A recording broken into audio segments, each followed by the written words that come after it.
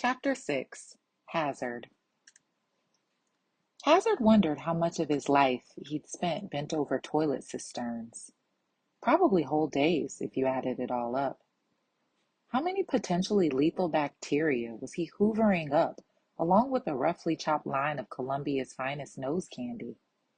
And how much of it was actually cocaine and not talcum powder, rat poison, or laxative?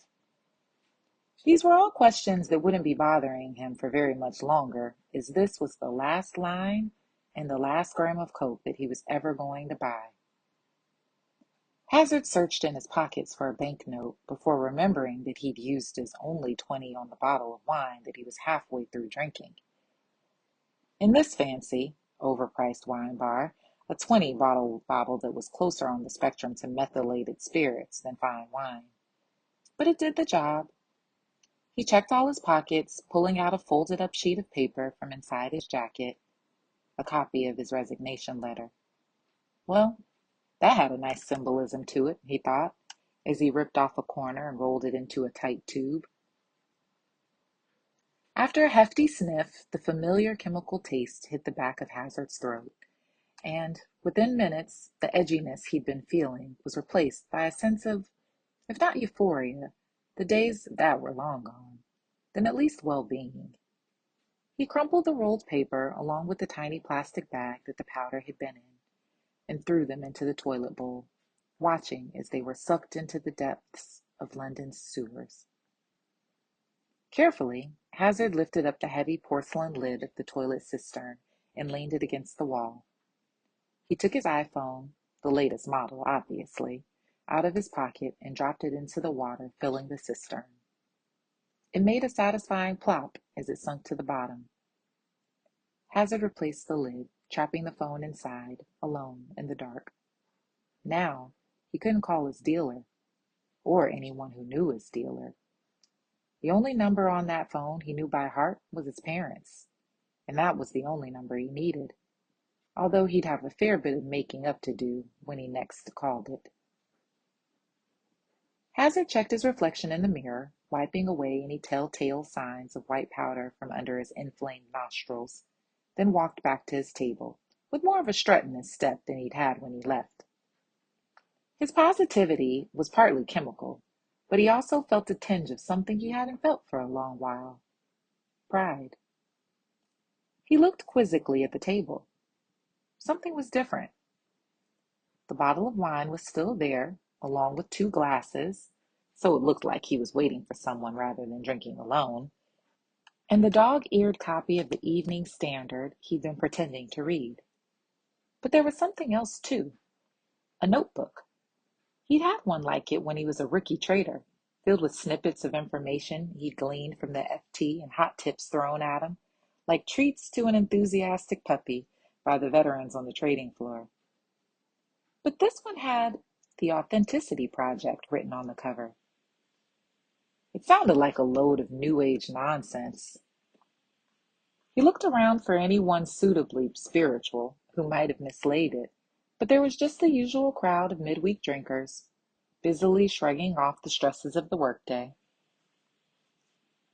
Hazard pushed the book to the edge of his table so that its owner might spot it, while he got down to the important business of finishing the wine in front of him.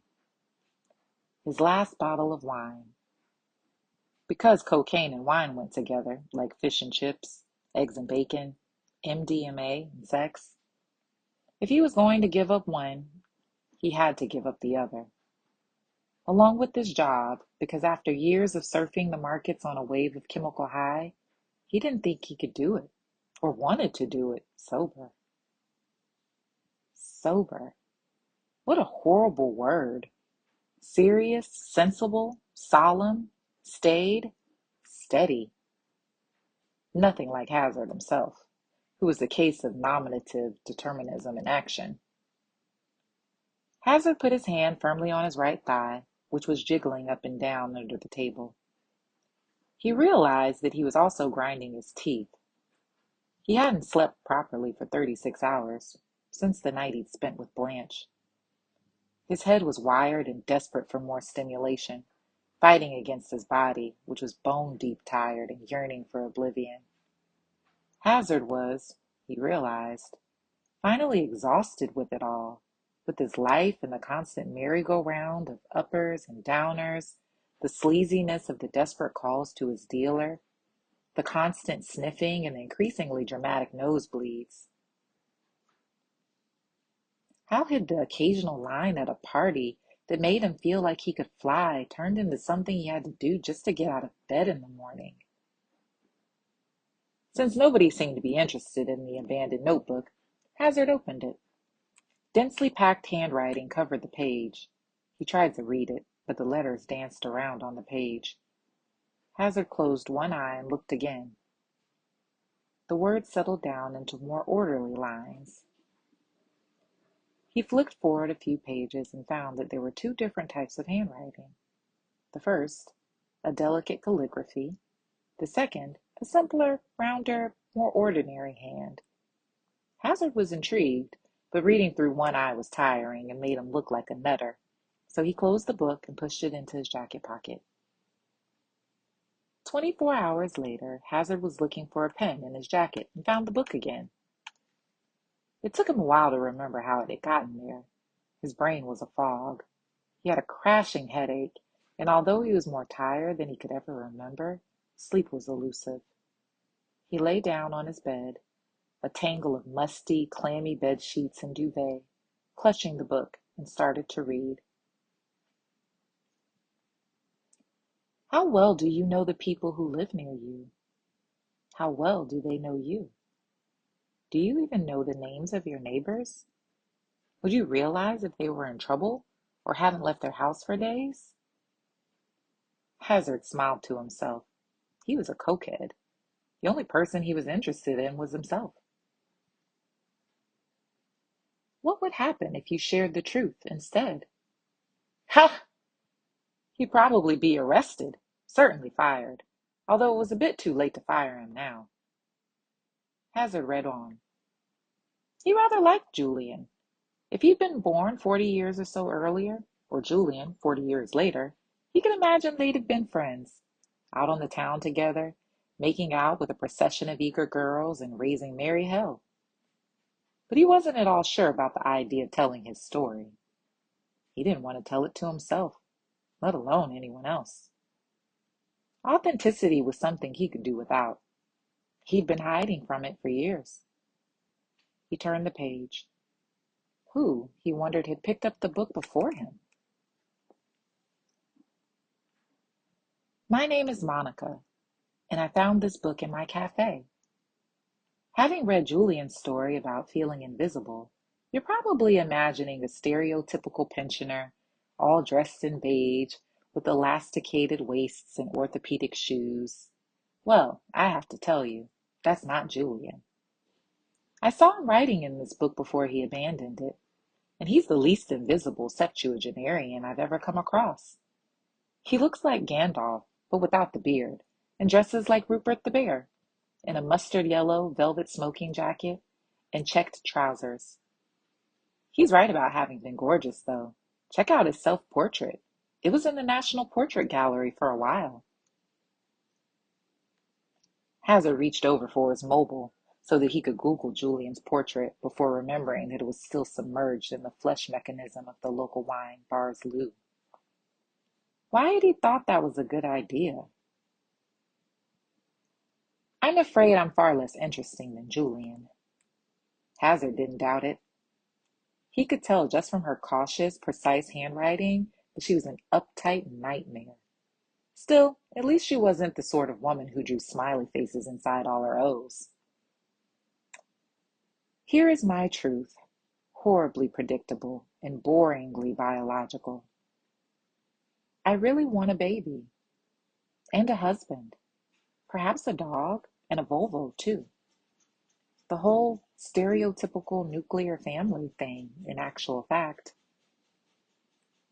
Hazard noted Monica's use of a colon. It looked a little incongruous. He didn't think people did grammar anymore. They barely did writing. Just texts and emojis. Oh God, that looks so terrible written down.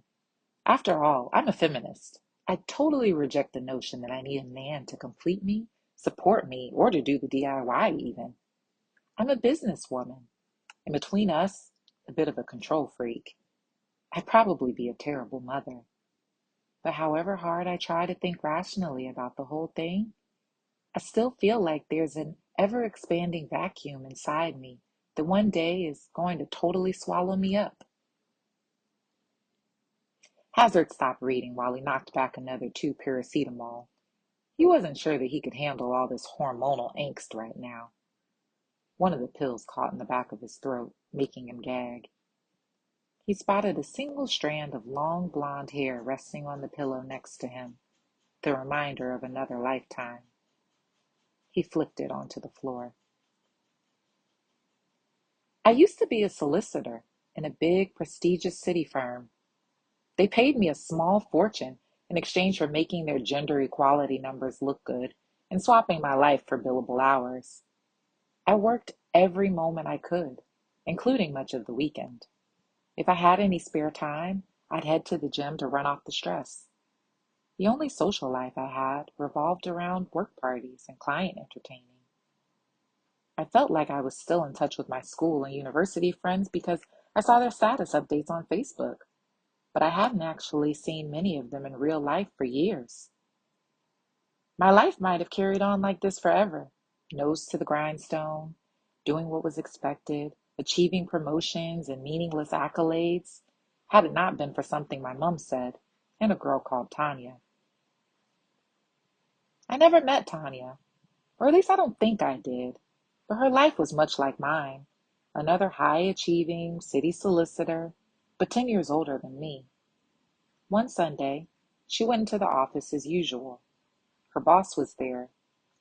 He told her that she shouldn't be at work every weekend, that she should have a life outside. He meant it kindly, but that conversation must have triggered something, made Tanya realize how empty it all was.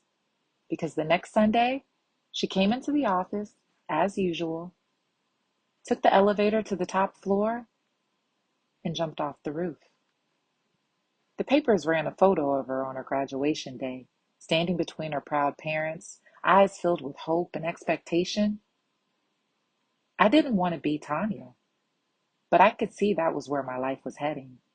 I was 35 years old, single, and had nothing in my life except for work. So when my great aunt Lettice died and left me a small legacy, I added it to the fairly large pot of money I'd managed to save up over the years and did the first and only surprising thing in my life. I quit. I took over the lease on a derelict sweet shop on the Fulham Road, turned it into a cafe, and called it Monica's. Monica's Cafe. Hazard knew it. It was just opposite the bar where he'd found the book. He'd never been in there himself. He preferred the more anonymous coffee shops where the ever-changing gang of baristas were unlikely to notice how many mornings he staggered in, hungover, or that he often had to unroll a banknote before he handed it to them. Monica's always appeared terribly cozy, wholesome, all organic and Granny's favorite recipe. Places like that made Hazard feel a bit grubby. The name put him off too. Monica's. It was the sort of name you'd expect a teacher to have, or a fortune teller, even a brothel keeper. Madame Monica, massage with happy endings. Not a good name for a cafe. He carried on reading. Being my own boss, instead of a name in a box of a complicated organizational hierarchy, is still a thrill, as well as a huge learning curve. Let's just say that Benji is not my first barista. But there's a huge void. I know how old-fashioned it sounds, but I really do want the fairy tale. I want the handsome prince and to live happily ever after. I've done Tinder. I've been on endless dates. I try not to be too fussy, to ignore the fact that they haven't read any Dickens, have dirty fingernails, or talk with their mouth full. I've had a number of relationships, and one or two that I honestly thought were going somewhere. But eventually, I end up hearing the same old excuses, it's not you, it's me. I'm not ready to settle down. Yada, yada, yada. Then, 6 months later, I get a Facebook notification saying their relationship status has changed to engaged. And I know that it was just me, but I don't know why. Hazard could hazard a guess. All my life, I've had plans. I've been in control. I write lists. I set objectives and milestones. I make things happen. But I'm 37 years old and running out of time. 37. Hazard mulled the number over in his addled brain. He definitely swiped left at that one, despite the fact that he himself was 38. He remembered explaining to a mate on his desk at the bank that when you were buying fruit at the supermarket, not that he ever did buy fruit or go to a supermarket, you didn't pick the peaches that were the closest to turning rotten. In his experience, older women were trouble. They had expectations, agendas. You knew that within a matter of weeks, you'd be having the conversation. You'd have to discuss where your relationship was going, as if you were on the number 22 bus trundling down Piccadilly. He shuddered. Whenever a friend posts a picture of their baby scan on Facebook, I click on like and call them up and gush down the phone about how excited I am for them. But honestly, I just want to howl and say, why not me? Then I have to go and shop in the haberdashery department of Peter Jones because no one can feel stressed in a haberdashery surrounded by skeins of wool, crochet hooks, and assorted buttons, can they? Skein. Was that even a word? And a haberdashery. Did they still exist? Surely people just bought everything ready-made in Primark. And what a strange way to de-stress. Much less efficient than simply downing a double vodka. Oh God, why did he have to start thinking about vodka? My biological clock is ticking so loudly that it's keeping me awake at night. I lie there, cursing the fact that my hormones are turning me into a cliche. So there it is. I've done what Julian asked. I do hope I don't live to regret it. As for Julian, well, I have a plan. Of course she has a plan, thought Hazard. He knew her type. It was probably divided into subsections, each with an allocated key performance indicator. She reminded him of an ex-girlfriend of his who had, one memorable evening, presented him with a PowerPoint presentation on their relationship. Strengths, weaknesses, opportunities, and threats. He'd wrap that one up pretty smartish. I know exactly how to get him out and about again. I've designed an advertisement for a local artist to teach a weekly evening class at the cafe. I've posted it in the window, so now all I have to do is wait for him to apply. And I'm going to leave this book on a table in the wine bar over the road. If you're the person who picked it up, then what happens next is in your hands.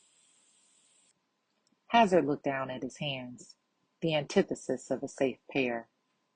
They hadn't stopped trembling since the end of his last big bender 24 hours ago, the day he found the book. Bugger. Why him?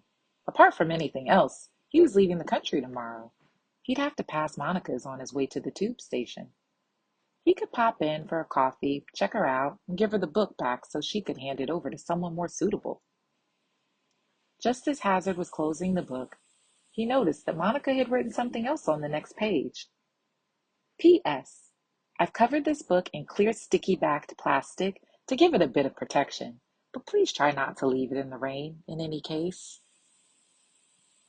Somewhat to his surprise, Hazard found he was smiling.